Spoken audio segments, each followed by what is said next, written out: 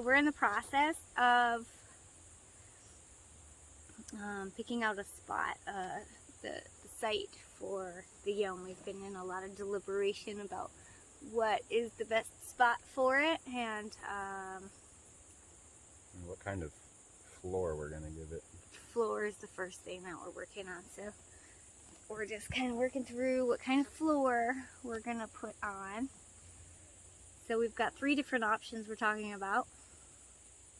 We know that we want radiant heat in the floor because we don't want a moist floor and we don't want a cold floor. So one of the things we do have experience with is the concrete stabilized earth floor, and trying to construct that in the cold part of the year is semi-problematic. Our last experience with it, yeah, but that's because we just didn't get the mixture, right.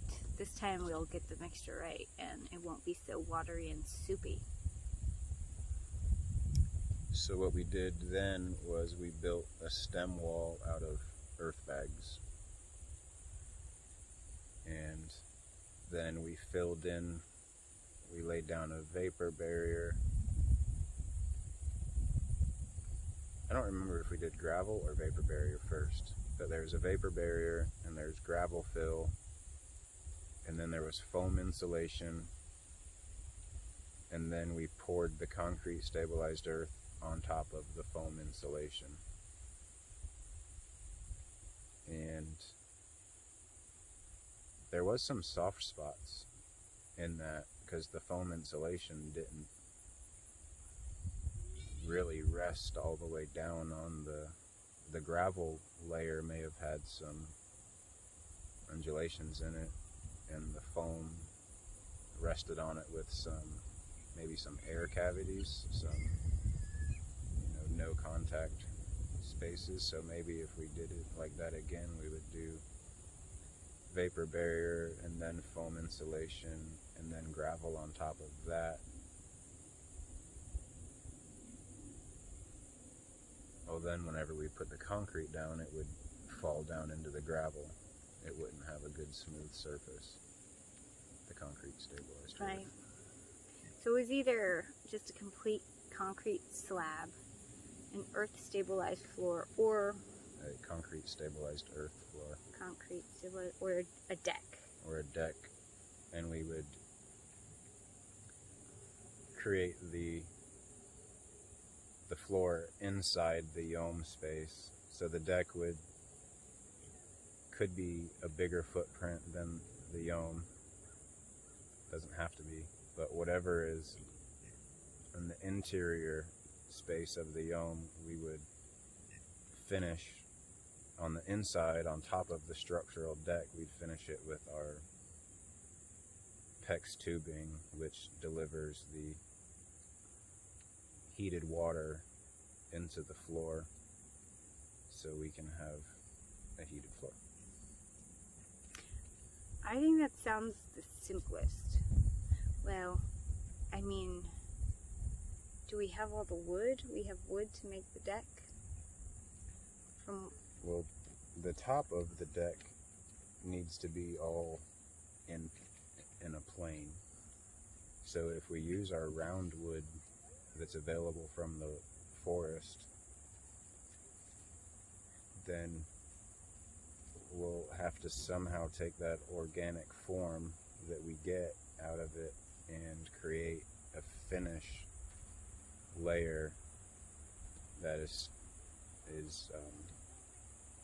all in a single plane. We have the machines to do that?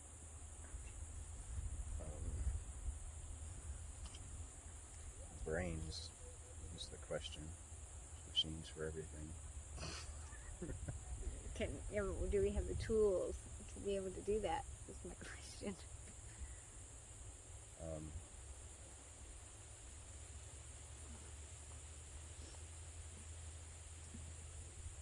one of those chainsaws you have will make a flat enough surface to be able to do that? I guess maybe that's what we would do, is start with like the structural, like the beams that would be load bearing, and they would be in organic form, and then we would probably take like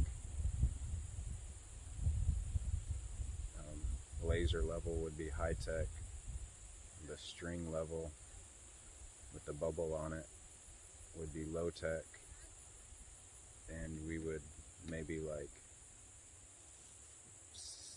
nail down the string on one side of the structure with the bubble on it, and like pull it around and find our high spots and work down our high spots until we have all the high spots worked down, which would be a lot of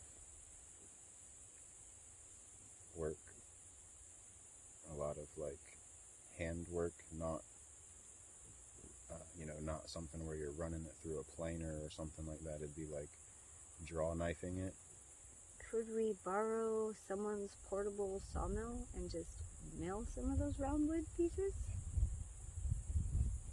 No, my camera's crooked.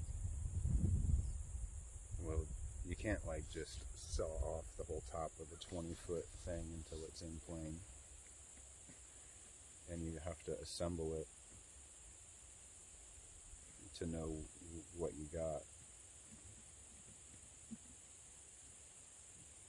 So the way I'm imagining it is that that organic round wood, the trees raw from the land, would be, you assemble it so that you have your structural load-bearing integrity, and then remove material from the top of those until you have a surface that's in plane. What some people might do is use shims. Like you find your highest point, and then you create shims in your low points.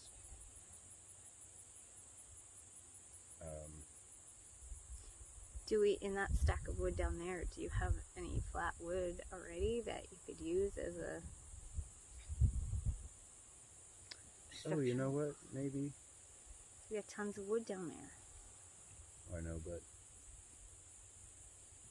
so like if we started with round wood and created, like, let's say you got a span from column to column, and you got this round wood that's your load bearing, and then we took like one of those LVLs.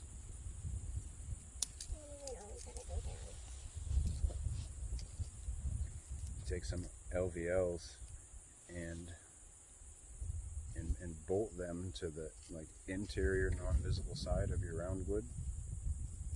Mm-hmm. So like you have a perimeter, mm-hmm. and then on the inside edge of that you take some wood that has a flat surface on it, and you find level and bolt it into your round wood, so that now like that's just a little bit higher than your round wood, and that would create your surface to screw down your deck boards to. And then maybe that raises the question, why use the round wood at all if you have to marry up another piece of wood to it to get your top plane? Right, isn't the top plane what we're talking about? Having a flat You have to have our finish, our deck. The deck needs to be in a one plane. Yeah. So we don't have enough wood down there already to do that? Well, we have those telephone poles. We have like 4 approximately 8 to 10 foot long telephone poles sections, and we have those LVLs that I think will be plenty sufficient for this job to create a perimeter with.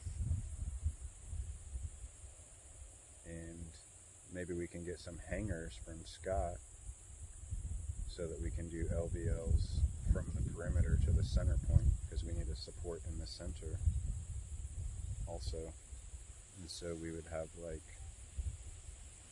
our outside columns and a center column. What will they all rest on? right? You've got to like not have them touching earth or something. They would be. We would. I'm imagining we would cut those telephone pole segments into columns, and that those would, since they're telephone poles, they're gonna, and you can dig a hole and bury them a little bit, just so that they don't move. But they're probably gonna last a lot longer than the canvas on the Yome is gonna last. Okay, so then we should take Ryan's advice and go around with rebarb to see if we can even dig that far down. You don't even necessarily have to dig. I mean, we could find a rock and dig a little bit of a hole for a nice flat rock and set the column on top of that. And then his part of his remark, was making note of the high winds that we get around here sometimes. And, you don't want the structure to blow away. But if, like, we, let's say, skirt the outside of the deck platform so no wind can get up under that, and then the Yome is, has this type of roof that no air can get up under it to lift it. And that'll be fixed down to the deck, so we'll be okay. I think we'll be okay to not dig holes if we wanted to, or if we ran into a spot where we couldn't dig, then we just take what rock is there and set the telephone pole on top of that rock. Okay. So a deck. We're going to do a deck floor? Okay. Decision made. We're doing a deck floor. For sure, for sure? Well, I mean, this is the 10th time we've had the conversation, so... I know.